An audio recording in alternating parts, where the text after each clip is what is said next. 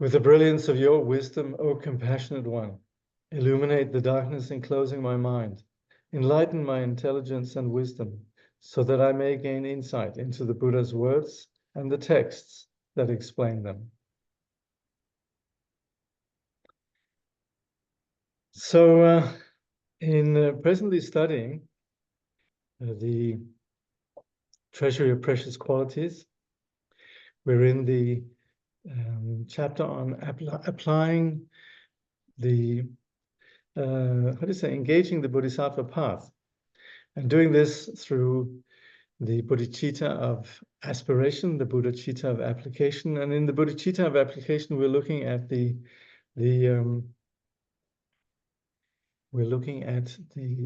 paramitas. That's how we apply bodhicitta. And this sort of the culmination of the paramitas is the wisdom. And like Shantideva famously says in the 9th chapter of the Way of the Bodhisattva, all the teachings the Buddha gave were intending to facilitate wisdom, because it's wisdom that cuts through the confusion that keeps us in the cycle of suffering. So that's where we are present. We're dealing with a state of delusion. And everything we're doing on the path really is intended to remove this delusion. And also we do this continually with the awareness that it's not just us, but it's everybody that suffers from this. If you're thinking of how we can create a better future, then of course, yes, we should be politically engaged and, help our neighbor and, take out the garbage and in general be good citizens. But also we have to understand that ultimately all sentient beings are stuck within this condition. And so us presently touching on this, addressing this, is you could say the ultimate key to the ultimate solution. So as far as wisdom goes, then it's divided into the wisdom of hearing, the wisdom reflecting, and the wisdom of meditation. And this is presently in the section on the wisdom of hearing, where we first looked at the various categories that we find in the Buddhist teaching. And that's where we need to understand there's not really a conflict between all the many teachings we have in Buddhism. And what is not mentioned here is that this, of course, also applies to Buddhism, such as the Buddhisms we find outside of the Indo-Tibetan tradition, such as the Buddhism of Japan or China or Korea, Vietnam, Sri Lanka, Thailand, and so on. All the various Buddhisms, they operate with this very beautiful vision that innately all beings possess this core of awakening. And the path is entirely about simply uncovering that. But it's also so important that, and us in the Western tradition, we have this tendency to just sort of philosophize and talk about, it'd be good if we did this, and we should do this, and we should all be nonviolent, we should all be compassionate, we should be mindful, we should stop the CO2, and we have all this, so we talk a lot, and that's where we very often come to the humble recognition that it doesn't really help to just talk, but we actually need to really go into depth. And so that's where the Buddhist path, the Buddha's you could say methodology, is a path. We hear what the Buddha has to say, but then we need to integrate it. It's not just that we sort of agree with the Buddha, but we actually need to see how it fits together with what's happening with us. And particularly when it comes to wisdom, what's very helpful is for us to actually understand how unwise we are, how we actually solidify ourselves, how we solidify our objects. And it isn't helpful that we have a science that actually continually operates with what is objectifiable and material. But the Buddhists, they will say, if we investigate even what appears as solid and material and objective, doesn't actually possess any reality beyond the qualities that we attribute to it on the basis of our subjective karmic phenomena, on the basis of our own individual disposition that sees things, but it doesn't necessarily reflect how things actually are. And that's where the entire project of wisdom is not about us just learning a philosophy. It's about us beginning to be critical of our assumptions.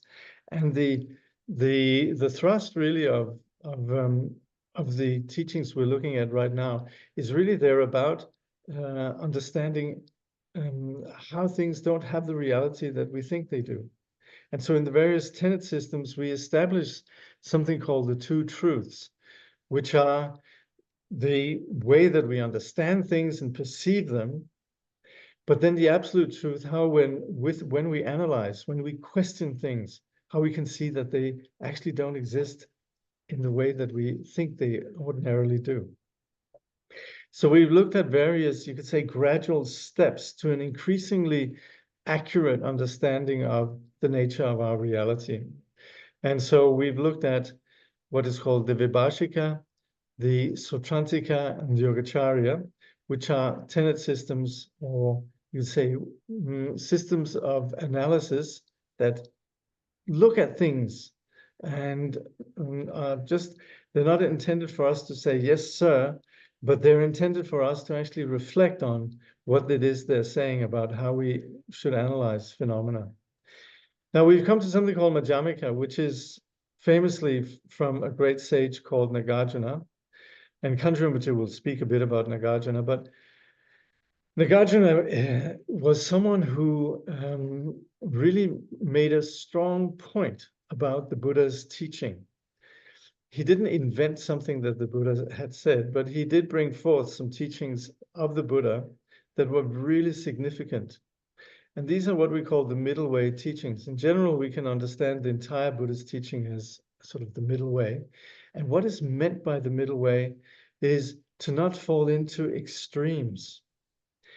It's not about some sort of nice, moderate political position, but it is about actually relinquishing concepts, relinquishing judgments, and relinquishing ideas, opinions, and positions, and actually beginning to touch on you could say, reality, beginning to see reality without filters. So that's what's meant with the middle way. It means not falling into the extremes of holding on to something. So it's a very, very beautiful philosophy, or a very beautiful proposition. And famously, Nagarjuna actually said, you know, I have no flaw because I have no philosophy. And what he meant is you couldn't pin Nagarjuna down as holding on to something. What Nagarjuna did was essentially show how all these various philosophical belief systems, they just don't hold. So it's very radical. And we can, of course, say, well, that's a philosophy. But yes, but it's a philosophy that sets us free. So that's where, when we come across Madhyamika, it sometimes becomes a little bit dense because it typically looks at what others are saying and it sort of goes into what their belief systems are. And that can sometimes be a little bit complex. But presently, anyway, we have looked at two kinds we're looking at two kinds of Madhyamika. One is that basically sort of asserts how we, on the ultimate level, we need to recognize that nothing has any inherent existence. And that's typical for all of the Madhyamika. Now, this is subtle, but anyway, we can basically say that is what Madhyamika is about, asserting that phenomena don't have the solidity. And what we mean with that, it doesn't have the solidity that we, in our, you could say, confusion, attribute to things, attribute to self, attribute to the phenomena. So that's what Madhyamika is about. And it's basically about openness, opening up. And that's also, you could say, the living example of Madhyamika are really the sages that we've had in the Buddhist teaching down through the ages. So it's a very good medicine. But you have there in Madhyamika, you have two kinds. One we looked at last time, which is the Svatantrika. And they actually do something that for us in the modern world is very useful, which is they look at how is it that appearances come about. And they assert that phenomena exist in particular ways, the way that we attribute solidity, and from that then we develop the mechanisms that keep us in confusion. And they have very good, you could say, they have a lot to say and things that we can recognize about ourselves. So that's the Svatantrika. We looked at that last time, but now we come to really what is seen as the culmination of the Madhyamaka teaching, what is known as the Prasangika. And in Tibet, what is known as the Prasangika Madhyamikas, they really held what all the various Buddhist traditions in Tibet viewed as the final word on reality. And it's really consistent with the Buddhist teachings that we have everywhere, because essentially what the Prasangika Madhyamikas want to tell us is that phenomena relatively exists on the basis of existing as dependent arising phenomena or interdependence, meaning that phenomena, they don't exist as solid, but what we have is a web of causes and conditions. Like I'm always taking out my watch, right? And I'm showing the watch and saying it's made up of so many different parts, but I label it as one thing, watch. But really, the more I look into this watch, the more it's made up of many different things. Same with people. This is something we can do. The more we know people, the more we know how complex they are. The better we know somebody, the less prone we are to just make a simple judgment about them. And this goes for anything. And this is, again, wonderful homework. We can test this in anything that we begin to analyze. We see that it's made up of, you could say, complex systems. And that's what we call dependent arising. And of course, it's with the knowledge of that we also know how to navigate the world. We know that apple seeds make apple trees and so on. But the fact that a seed can turn into a sprout, can turn into a tree, shows that phenomena, they're not stuck. And in this way, we would say emptiness and the understanding of dependent arising and the emptiness nature of, you could say, the absence of solidity actually accounts for the way things are. And it also, we can see how we ourselves, we actually need to actually get with the program. And that's where we need to relinquish our assumptions about our own solidity and the assumptions about phenomena. And this, of course, is where then this becomes you could say, a perspective that we bring to meditation. And of course, when we meditate, yes, the mind is present, but it also needs to be more than just present. It needs to have some insight. And that's where having the insight that we gain from understanding what we call the view, or for example, what Nagarjuna is telling us, what we call the Prasangika Madhyamika view, is enormously helpful in terms of the way that we are willing to let go of our projections. So this is a biggie. So you'll pardon me that I sort of wish to put it all in context and give it some background. And hopefully, of course, what I would really like to do is to, you could say, motivate the deepening of this, becoming increasingly familiar with what these great sages are telling us.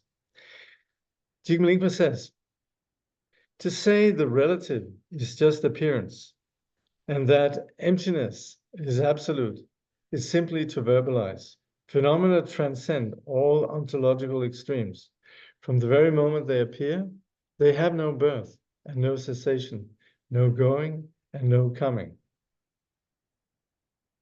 Okay. Now, when we have something like this, it's very tempting to become philosophical and just say, oh yeah, the Buddha said that, And what you have when this is part of, you could say, a culture, then it would be very common to even sort of say, hey, I have something deep to say, and knowing that it's backed up by a whole tradition. So that's where in Buddhist cultures, you could have people who sort of boastfully make a point about these truths that are universally accepted. In our culture, it's a bit different because this is all very new to us in some way. So that's where the sort of doesn't really become a cliche as such. But even so, we could still just make this into something that becomes just words. What we want to really look at here, and that's what Nagarjuna is trying to tell us, and what Jigme Lingpa, Kangyur Rinpoche, and all the sages that have awakened, is that the reality that phenomena have as coming into existence, existing, going away, and so on, has no more reality than the appearances we have in a dream, the experiences and perceptions in a dream. In a dream, we might experience a whole lifetime, meeting people, having a family, seeing people being born and die. But when we wake up, nothing was born, nothing died. And similarly, also with all the perceptions we have, we attribute them labels, we attribute them solidity.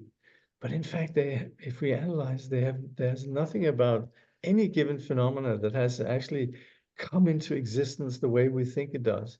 And as such, also, there's nothing that goes away. So that's not intended for us to sort of have sort of a trippy experience of, wow, there's nothing. But it's more just to understand where it is that we fail. And actually for us to relate to what we have immediately with us, which is experience. And that we have. And we could even argue nobody has ever experienced no experience. This sort of idea of consciousness ending, for example, nobody has ever experienced consciousness ending. There's always appearances. We assume that things end, but actually, as far as our experience goes, has any of us ever experienced not being conscious? Has any of us ever experienced not having perceptions? No. So we're not talking about things just going away like that. But what we're intending is to look at our experience of our person, experience of the world. So we're May I put a question, or do we wait some time to put questions? Maybe just wait till the end. I'll make sure to leave some time. Okay. Yeah, okay. I can understand there is questions about this for sure. So I'll make sure we have at least 10 minutes or something. But so the point here is for us to begin to look at how our everything is at least look at what the Buddha proposes, and then we can always say, is it right, is it wrong? The Buddha is not saying, please believe me, but the Buddha is intending for us to actually look, and that's where he's being very provocative in terms of what is being said. So commenting on this, then Kangyur Rinpoche writes, the Prasangika Madhyamika accept that everything in phenomenal existence arises in interdependence, right? Like we talked about, web of causes and conditions. Phenomena manifest like an illusion or a dream. However, the Prasangika Madhyamika refrain from investigating such appearances to see whether they have some sort of existence or not, and group them all under the heading of relative truth, using this as a stepping stone to the absolute truth.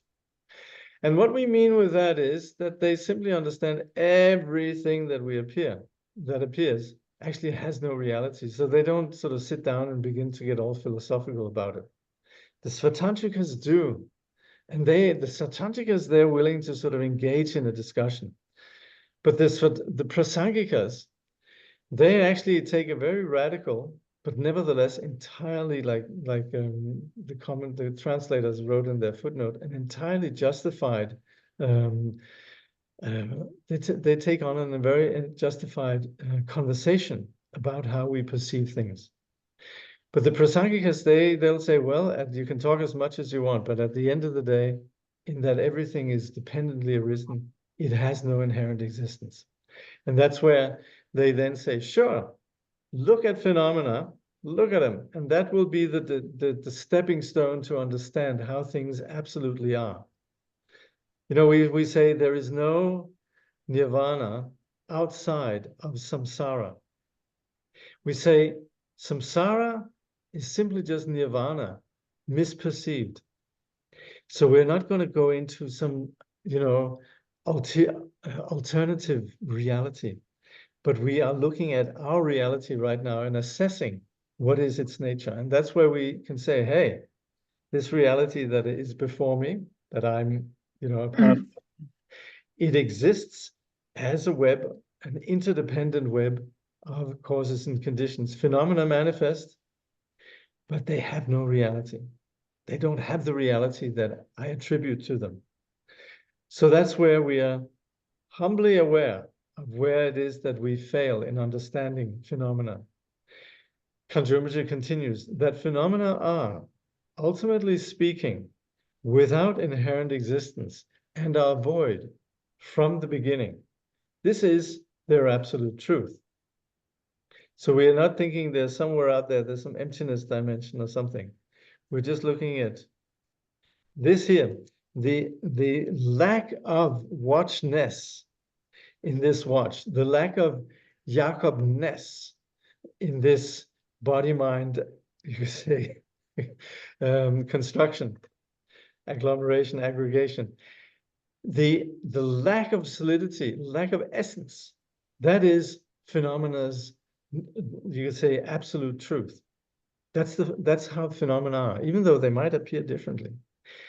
Now, Kangyur Rinpoche says, however, all such statements, yeah, this is just us having a intellectual understanding. We sort of get we get it. We have some idea of what's being talked about, right? However, all such statements are mere labels, formulated from the conventional standpoint alone. In reality, the two truths, relative and absolute, are not correlated with appearance and emptiness, respectively. So it's not as if there is one truth here, appearance, and one truth here, emptiness. It is simply the nature of all appearances. And that's why we talk about ultimately the two truths are one. It's only from the point of view of our understanding that we talk about these two truths. And that's where the Prasangika, they're very big on that point.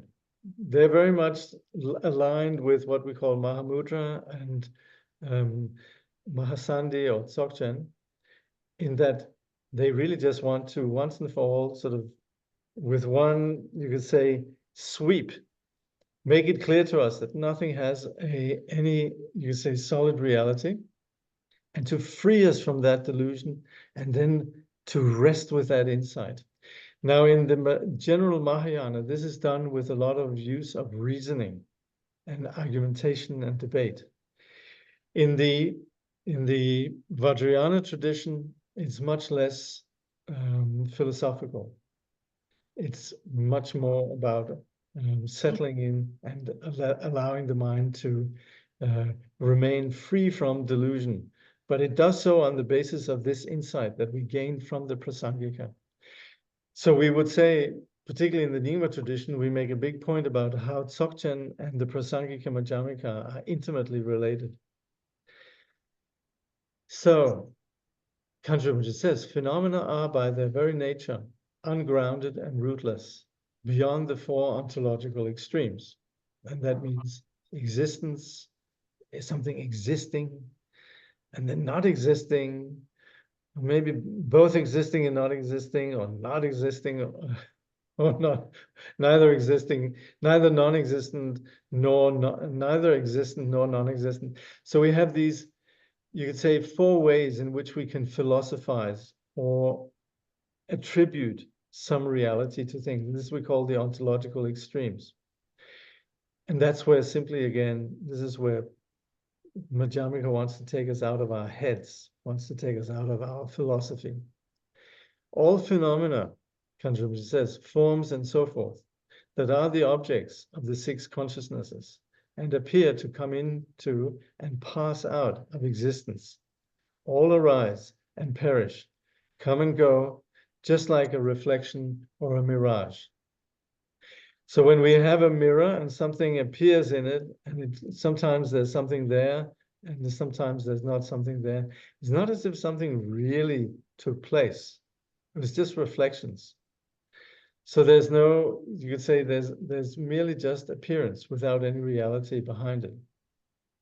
They have the objects of the six consciousnesses then have no ultimate existence, meaning everything that we experience, For the process of origination and so forth are themselves mere appearances.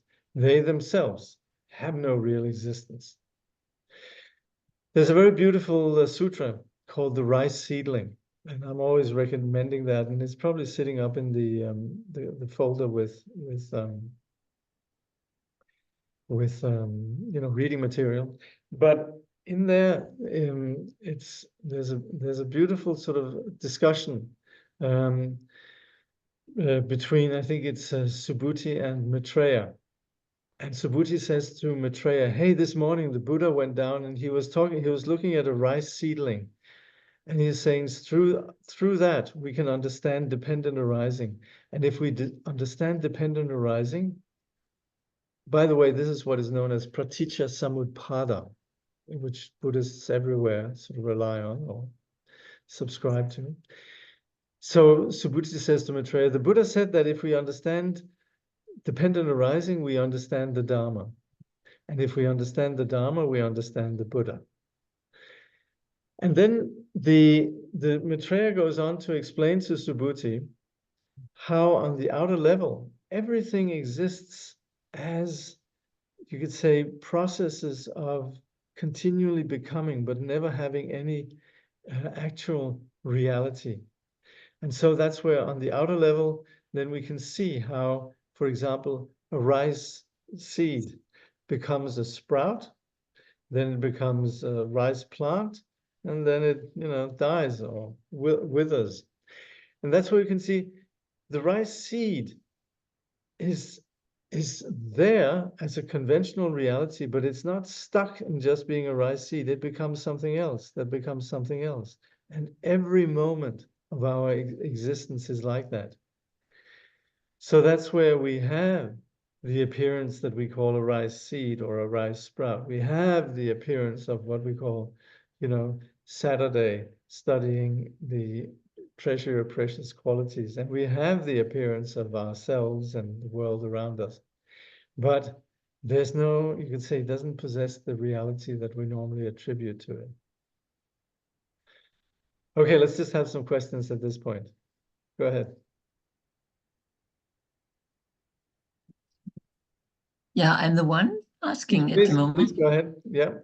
Let me say I'm very grateful when there are questions. Shows that you're interested. You're obviously taking this seriously enough to want to discuss it. Go ahead.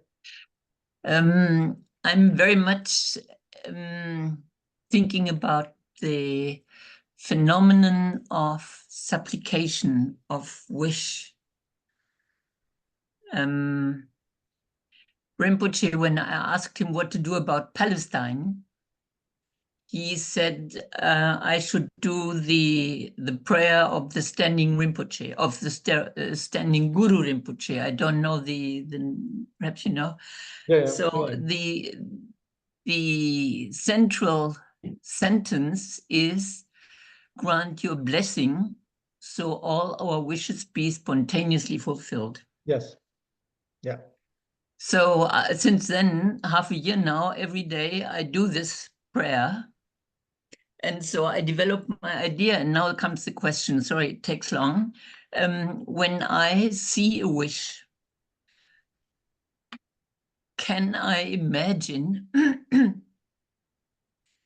that I somehow take from the Dhammakaya, from the Shunyata, I take some energy, and that's my wish. My wish influences this energy, and out of this energy slowly develops, arises the realization of my wish. So it kind of solidifies, but is nothing than illusion. I mean, even if it changes the world, my wish, having become solidified, it is nothing else than illusion. Well, look, first of all, I'd say this is wonderful. And, we do this everywhere in the Buddhist teaching, and especially because phenomena are dependently arisen. And even though you could say us as individuals sitting and making a wish, even though it might just be a drop in the ocean, it contributes. So sitting and being witness to all the tragedies that happen in this world, we are not, you could say, disempowered. We actually can contribute. And that's where anything that where we make prayers, and particularly if we make prayers that come from a place of kindness, not just the others are terrible people, but just kindness and understanding how all sentient beings are acting from a place of confusion. Both sides are confused. And so understanding this as being the fundamental disposition of all beings everywhere, we can nevertheless, we can make it, we can change the very nature, the very fact that phenomena are empty means that they're not stuck one way or another. So when we do something, we can actually contribute. Like with I was giving the example of the rice seed. And rice seed is not just, you could say, solid as a rice seed. It's something that can change in any way. And so that's where if we give it a lot of water, put it in the right conditions, it grows and becomes very strong and healthy. If it doesn't have much water, not much sunshine, it sort of doesn't grow so well. And so the fact that empty phenomena appear the way they do so on the basis of the causes and conditions. And that's because they are empty, they can change into whatever the conditions happen to be. And us making prayers for others, whether it's Gaza or whether it's Ethiopia or, you know, East Timor or whatever it might be, that we actually keep this in mind and making prayers has an impact. And of course, as you're saying, you know, we draw this on the understanding of the true nature of things, on the nature of the Dharmakaya, if you like. And particularly then invoking the form of a great sage like Guru Padmasambhava, then that also creates a strength in us. So that's where, you know, if I was just sitting there thinking, here I am, little me, wishing, may there be peace in the world. But if we're invoking something that has great power, and that we invoke with a great sense of respect and devotion, it's very different.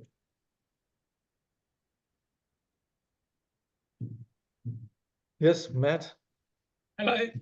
So, I was wondering if the Buddha was around in like 500 BC and Nagarjuna came around in, I think it was like 200 AD. Why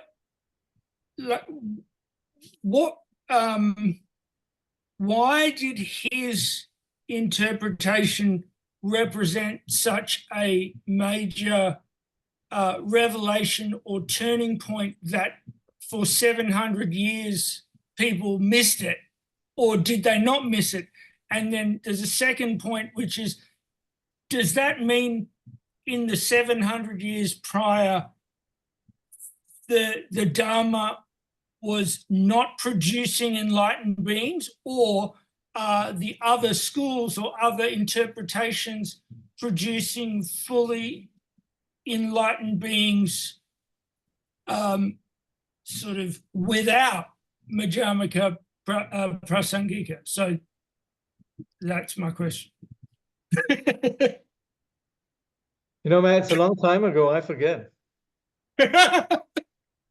Yeah. You were just a teenager.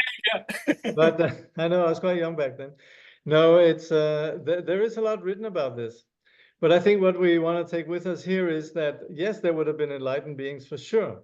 I think Nagarjuna at one point, his teaching is actually what we would call a terma, or treasure teaching, because we say that his teachings on the Prajnaparamita, which is accepted all across the Mahayana Buddhist world, was actually teachings that the Nagas were custodians of and handed over to Nagarjuna and said, these are some teachings that the Buddha taught.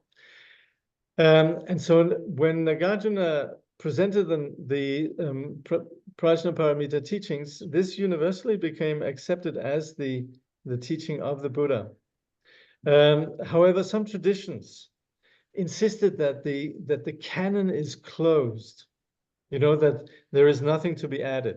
And that's why you have some traditions, the Theravadan tradition, which actually would say, no, the Prajnaparamita teachings, that's not our Buddha. And that's where there's a discrepancy between, you could say, the two approaches. One is that the Buddhist, what you could say, enlightenment and the tradition of awakening necessarily is based on a continual, you could say, interaction with the cultures it's happening within. And so we would say the canon is open. You know, it's not like, you know, this is what Buddhism is, and that's the end of the story. You know, for example, the Dalai Lama's teaching. We accept the Dalai Lama's teaching as being really helpful in terms of us understanding the Buddha Dharma, right? So we don't consider that as being non-Buddhism.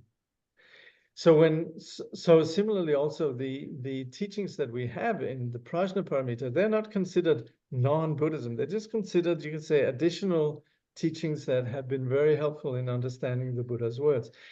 Now, particularly what then began to become the formation of what we call Mahayana was really, like you're saying, there is Nagarjuna that comes along and then he presents a teaching. He really just wanted to clarify what the Buddha had taught. And he felt that some of the traditions were getting a bit rigid in terms of how they were understanding the nature of everything. And that's where he would identify that you could have perfect enlightenment, which is free from any, you could say, reference points, a complete condition of opening. But he said he also observed that there were those for whom enlightenment was just a retreating into a personal peace. And that's what was then referred to as the Arhat. And that's where the Mahayana distinguishes between the Arhat's enlightenment and the great beings, which is then referred to as bodhisattvas, their enlightenment. And so that's you could say the impact of Nagarjuna's work. But I would also say that it's undoubtedly there would have been individuals from the time of the Buddha who attained perfect enlightenment. I think you can more just say that what Nagarjuna's project was really to make sure that the Buddha's teaching was understood correctly. And how did that, like, just sorry, I've got to know. Yeah. How did that, like, why Nagarjuna? Why did the realm of the snake people go, that's the guy? And secondly, it's like, that's a massive, like, I'll read the Heart Sutra and I'll go, that's like a massive piece of information, because I want to, like, you can hear it that many times that it sort of washes over you. And then you really tune in. And you're like, that's massive. So, like, compared for the Theravadins to go, no, if it accurately describes reality, isn't that like an act of sort of insanity to go, like, this is a huge, I would think that's a huge piece of information, would it? Yeah, not yeah. be? Yeah, no, I mean, it was very valuable. And, you know, the Heart Sutra is really just a tiny, tiny part of the Prajnaparamita literature. There's enormously long, 80,000 verses, 20,000 verses, and so on, right? But,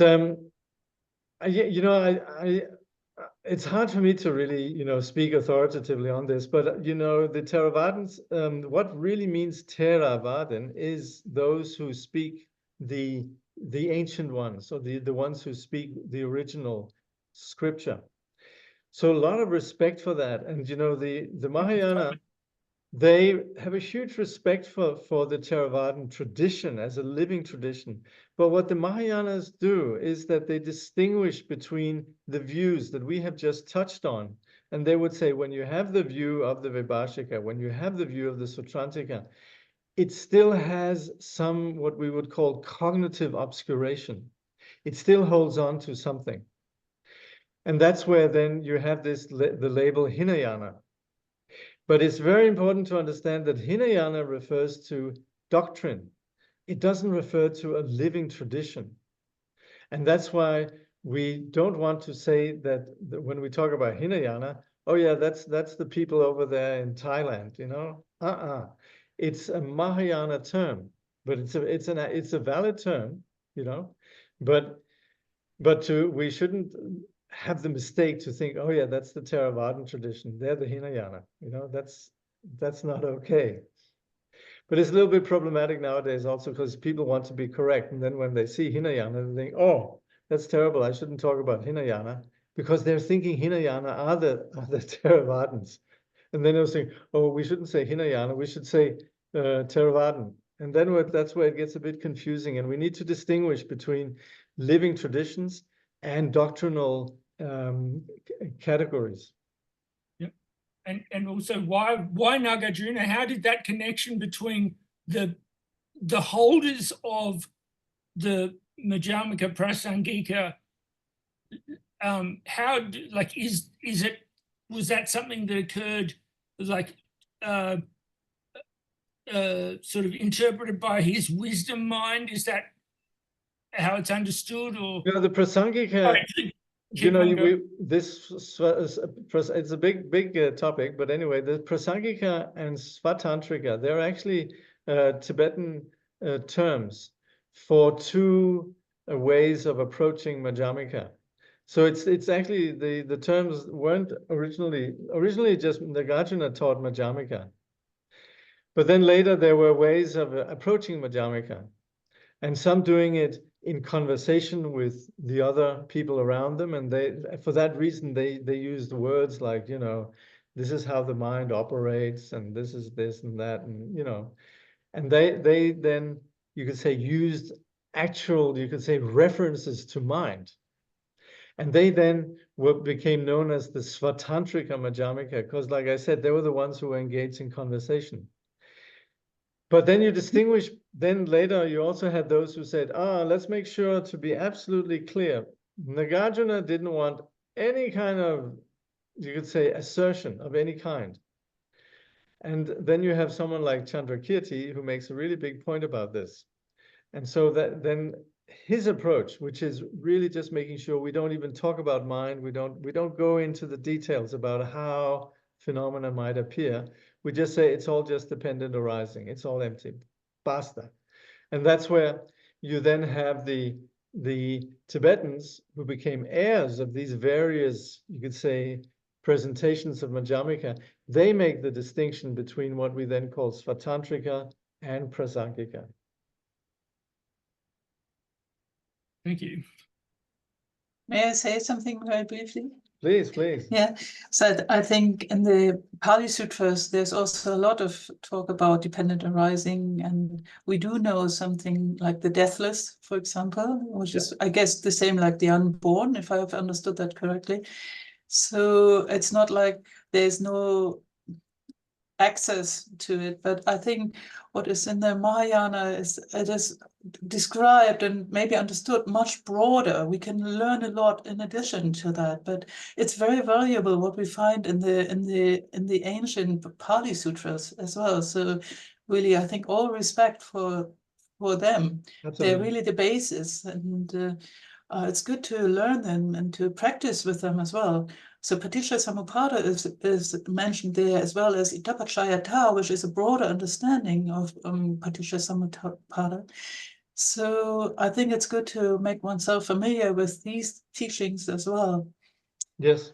Yeah. And that's, one of the beautiful things about the Tibetans is they really made an effort to be custodians of all the teachings.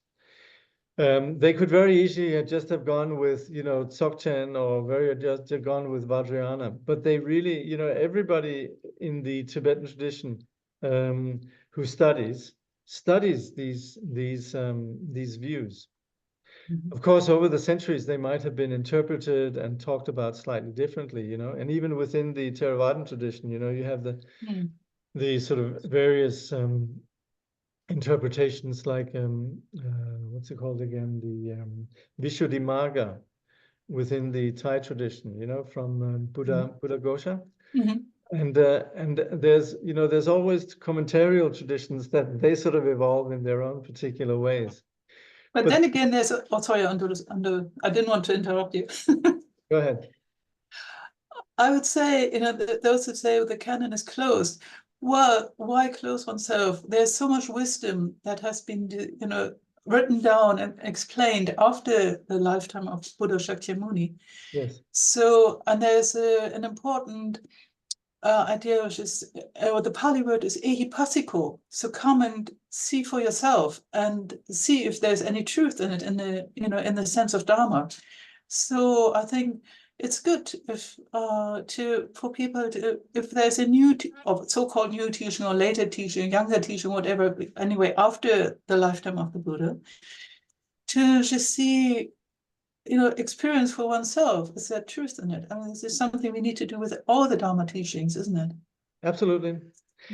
I mean, yeah, Tinika, as you know, we have the Kalama Sutta, yeah? Exactly. Where the Buddha makes the point that you shouldn't just accept the teaching because of the race of the person or the caste or the respect that you might have, but you should really accept the teachings only on the basis of investigation. So that's common. That's, like you're saying, that's basic to the Buddhist teaching everywhere. It's really, and it's very beautiful also for us in the modern world that actually we're not expected to just believe, but we're expected to actually take the Buddha seriously enough to investigate and follow his investigations. Yeah. So and yes, and that's across all the traditions. Yeah, for sure. Yeah. But you know, Matt is right. The Prajnaparamita teachings did make a splash. There is, and you know, and the way that then we've just looked at it here, then we needn't actually associate this, like I say, with living traditions, because honestly, I haven't. You know, Tinika, you've studied far more with the Theravadan tradition than I have, right? But what we have then is a pedagogy. You know, we have a gradual sort of path that's intended to sort of gradually open up for a deeper insight. And that's where you then have this sort of this step-by-step approach that goes through an approach that first appreciates that there's particles. And I mean, all of us, we think, my God, everything that I have around me is real, but made up of some subtle reality. And similarly, my mind is real. So it's gradually that we begin to, you could say, open up to a greater perspective, a greater vipassana that accommodates then what finally we have with the Madhyamaka teachings. But anyway, that's, you know, so that's, you could say that's where the Madhyamaka comes from, you know, in terms of its logic. And okay, I'll continue here, because then actually Kangyur Rinpoche makes a fair bit of a commentary talks actually quite a bit about Nagarjuna. And let's just see here. Yeah. So 136, hold on. Okay. To hold back from asserting the position that on the level of the relative dependent things exist, such is the special teaching of Nagarjuna and of Chandrakirti, the founders of the great way of Prasangika. So that means that even though things are appearing, which they do on the basis of dependent arising, praticca samuppada, then nevertheless, that appearance is never said to have an actual existence. So that's the point that's being made here. So Kangyur Rinpoche comments, he says, the Chittamatrans, now these were the ones who would say, we don't have an extra mental, actual solid reality the way that we think. The way that our appearances happen is on the basis of the mind. So they affirm that this mind then is real. It says here that the self-knowing mind, what they then call the dependent reality, is really existent. Now, I'd like to say, I don't know if many of you, how much you're into all of this, but you know, as far as the Chittamatrans go, you have what is known as the Chittamatrans following scripture and the Chittamatrans following tenets. And it's only really the Chittamatrans following tenets that assert that this self-knowing mind Zhangrik, which is simply, you could say, our basic cognizing capacity, yeah? That this is real. It's only them. The others, what is called the Chittamatrans following scripture, they refer to scriptures like the Lankavatara Sutra, the Samdhya Mochana Sutra, and others. And they're in there, the Buddha himself actually never makes a point about that this self-knowing mind is real. So, but the Tibetans have adopted this. They've a little bit made the Chittamatrans sort of, they classify them within this sort of gradual approach. They classify the Chittamatrans as asserting a self-knowing mind. Whereas if you actually go in and investigate, it's not quite like that. Anyway, that is how we could say that we classify the Chittamatrans. And again, I mean, who of us wouldn't acknowledge that, hey, my mind seems very real, right? So that's where the Chittamatrans stand. Then the Svatantrika Madhyamika, assert that the phenomena dependent on causes and conditions, forms, meaning what we see, right, and so forth, have an existence on the conventional level. And that's where they say, okay, in terms of the two truths, on relative level, sure, phenomena are real. And also there, then we cannot say how, for sure, that's right. By contrast, here come the Prasangikas, and they're the radical people. The Prasangikas, in their tenets, refrain from positing even the relative existence of things, let alone their absolute existence. So that's where the Prasangikas is interesting, because they actually don't do philosophy. They don't take a position. I mean, you could say that's their philosophy. That's a radical philosophy, but it actually is a philosophy of no philosophy, or if you like, it's the philosophy to end all philosophies. Because it simply says that anything that you're, ascribing some ideas about reality will never be about reality itself. It'll just be your ideas. And that's why you could say they refute all the various philosophical positions. Now, so that's about the Prasangika. And then we now talk a little bit about Nagarjuna, who we were just talking about before, the great founder of the Prasangika tradition, the supreme Nagarjuna, whose birth was foretold in scripture, elucidated the sutras of definitive meaning through the sheer strength of his own genius, without recourse to other commentaries. It was thus that he established the Madhyamika dialectic, which prevails to this day. Now, to really understand what is being talked about here, there's a great work called the Mula Madhyamika Karika, Root Verses of the Middle Way. It has been translated by various people. And if you're really interested in philosophy, there's a work by somebody called J. Garfield, who you could say goes through this work by Nagarjuna and sets it together with the Western philosophical traditions. And other than that, we also have some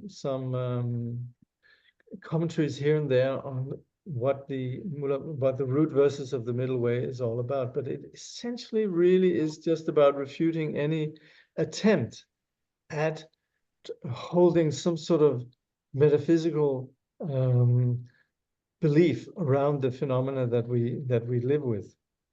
So it's very radical teaching, and we would say Nagarjuna wrote this because he saw that in some of the Buddhist traditions there was this tendency towards reification or solidifying things. So here then the translators they refer to a work by an Indian scholar called Murti, who in the Central Philosophy of Buddhism says, the Madhyamika system seems to have been perfected at one stroke by the genius of its founder, Nagarjuna. And that's kind of, wanting to say, and you will find this all across all the various Buddhist traditions in Tibet, really have the deepest respect for Nagarjuna.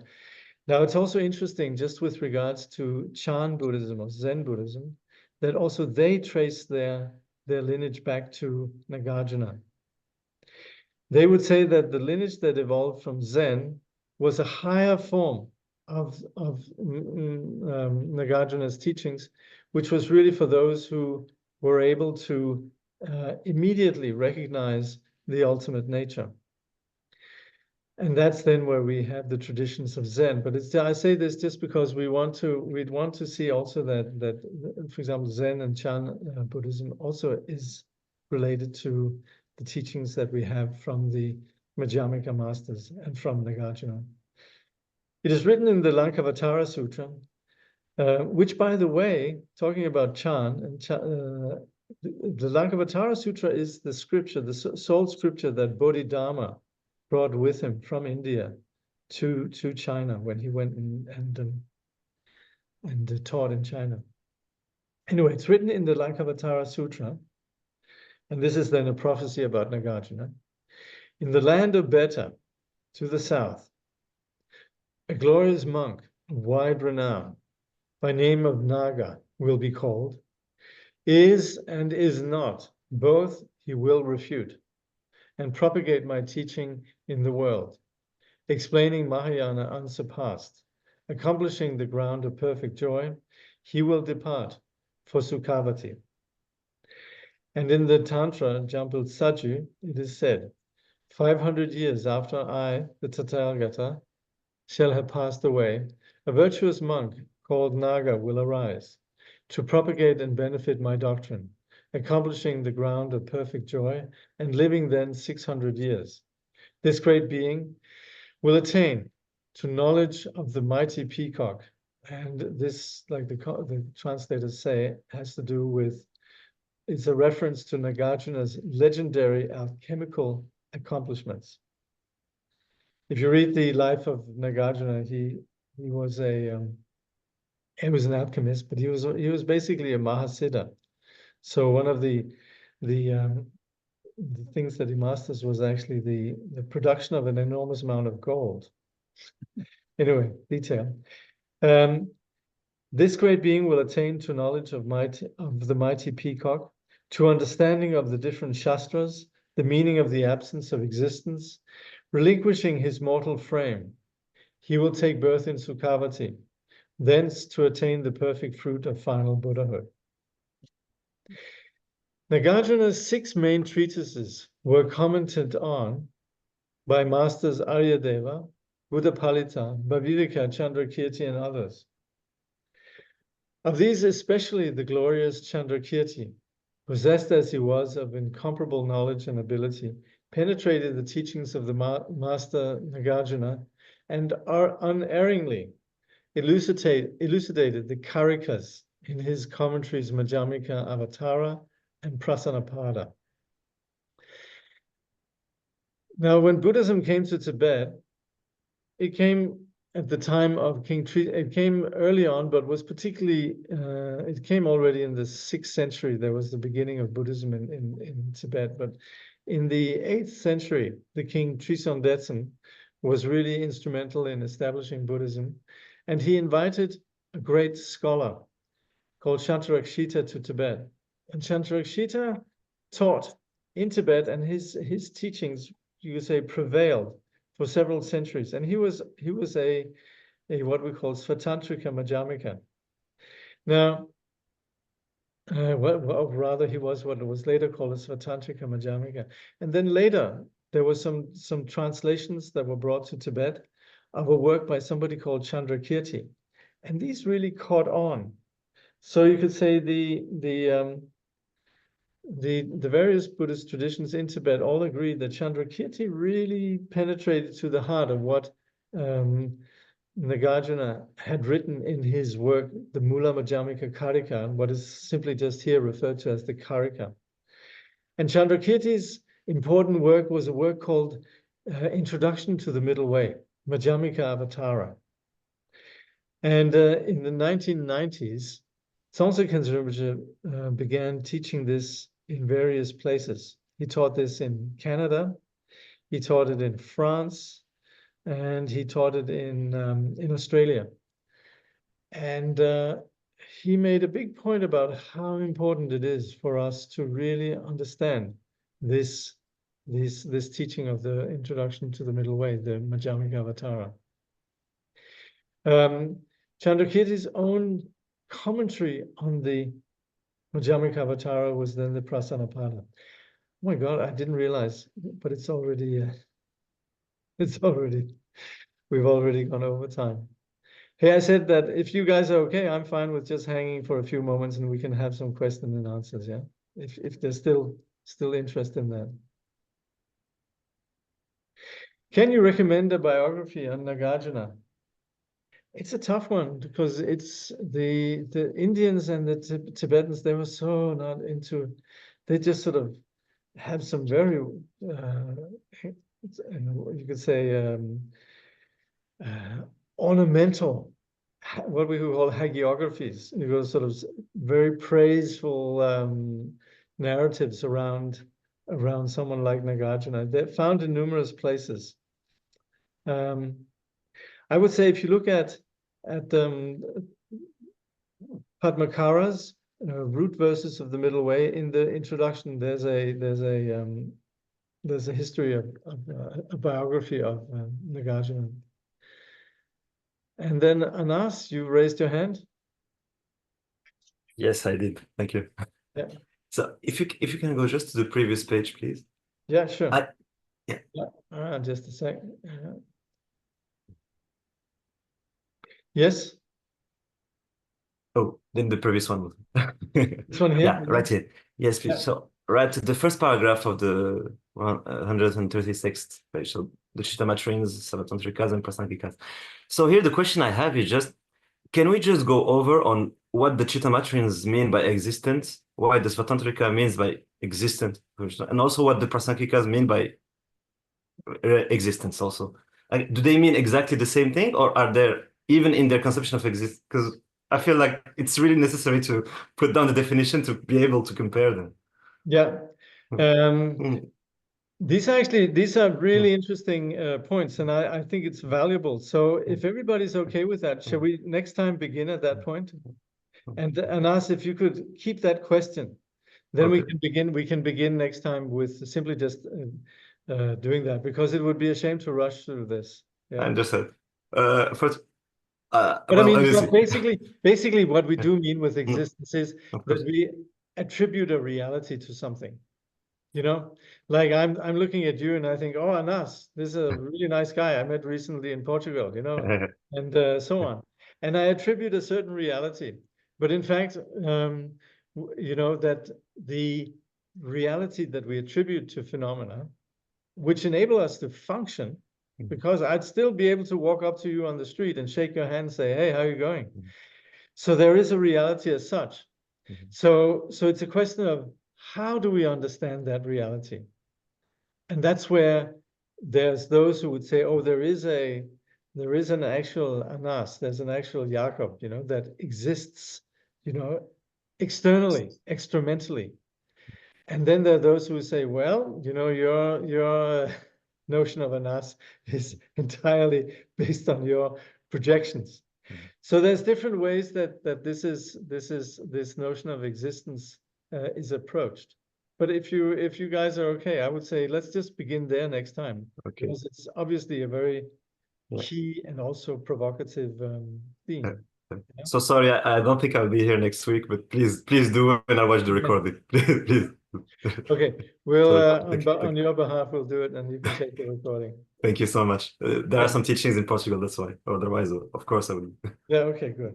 Thank you. Hey, by the way, actually, let me just, for all of you who are interested in what we're talking about here, I would warmly recommend, and you should get in touch with, gosh, if some of you have the link right here, but, you know, we have a very great teacher called Kenshin Pema Sherpa, who is going to be teaching something along the lines of what we've talked about here, Madhyamika. He's talking about a particular way in the Madhyamika, what we call the the sort of those that assert the reality of Buddha nature. It's called the Shentong Madhyamika. But I would say, if you can, join that study. It's Songsun Portugal who's organizing it. And if you're interested, contact me and I'll send you the link. But I would so warmly recommend, because we're in that neighborhood right now, and you have a really great authority, a really great scholar, Kenshin Pema Sherab, who will be teaching. It's so worth not missing.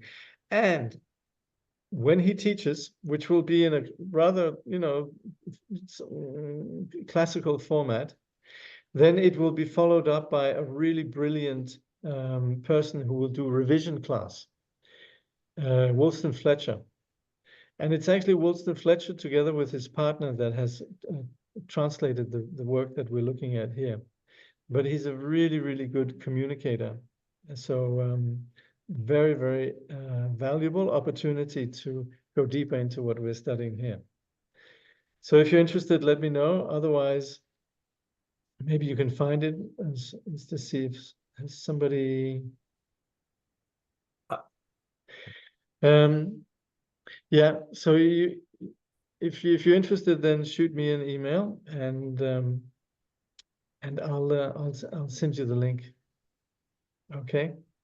Someone was asking, who did you just say had come to Canada and other places? I was talking about Tsongsa Khyentse Rinpoche, who taught Chandrakirti's Introduction to the Middle Way. First time he taught it was in 1995 in Canada. So yeah. All right. That's it. We'll do some dedication here.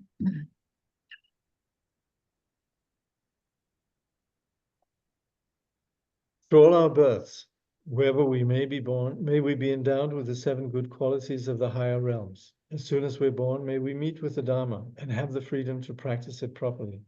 At that time, may we please the holy gurus and practice the Dharma throughout the day and night.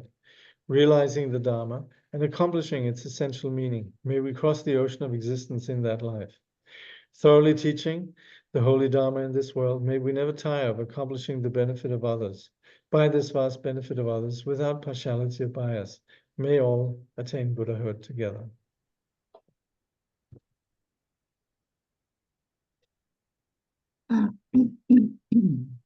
Thanks again, Jakob. Yeah, you're so welcome. Yes. Thank you so much. Thank Thank you you. very much. Thank you. Okay. Thank you. All the